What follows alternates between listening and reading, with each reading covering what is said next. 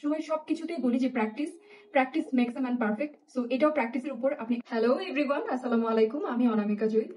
একটা কমেন্ট এবং একটা ইনবক্স আমি সারাক্ষণ পেয়ে থাকি যে জুয়েপু তোমার ভয়েস এত সুন্দর হয় কিভাবে, তুমি কিভাবে এত সুন্দর করে কথা বলো, বা অনেকে কোশ্চেন করে যে আমি কোনো স্ক্রিপ্ট লিখে রাখছি কিনা বা স্ক্রিপ্ট দেখে করছি কিনা।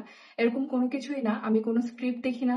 এবং কিন্তু আমার কিন্তু এই ভয়েস ওভারের পিছনে অনেক স্ট্রাগল করতে হয়েছে। অ্যাজ আমি বরিশাল্লা, সো আমার বাসার আহ, মানে প্র্যাকটিসই হচ্ছে বরিশালের ভাষায় কথা বলা। আমি এভাবে আপনাদের সামনে যেভাবে কথা বলছি, আমি কিন্তু এভাবে কথা বলতে পারিও না এবং স্বাচ্ছন্দ্যও বোধ করি না।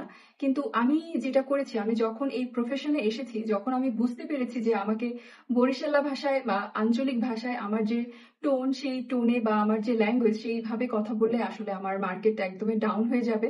সো আমি যেটা করেছি, ছোটবেলা থেকেই আমি প্রচুর পরিমাণে উপন্যাস পড়তাম। সো উপন্যাসে যে ধরনের ভাষার ব্যবহার করা হতো সেইটা আমার এখন কাজে লাগছে।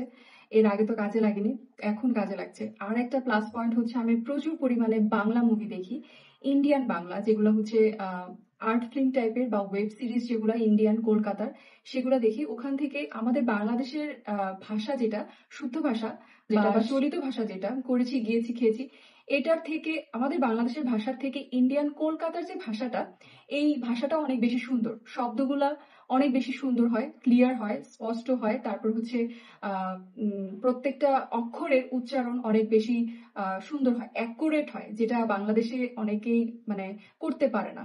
সো আমি এই জিনিসগুলো ফলো করি, আপনারা চাইলে সেগুলো ফলো করতে পারেন।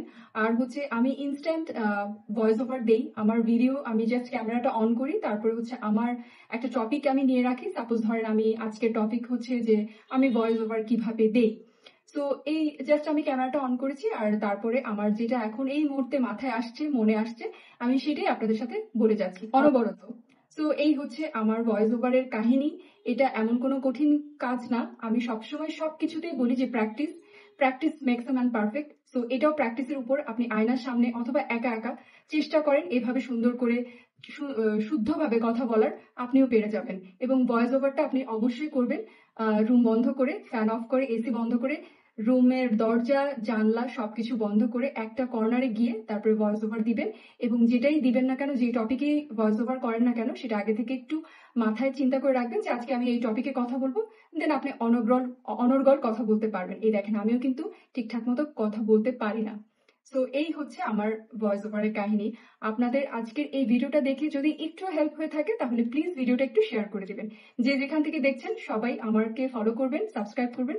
আজকে এখানে বিদায় নিচ্ছি। Thank you.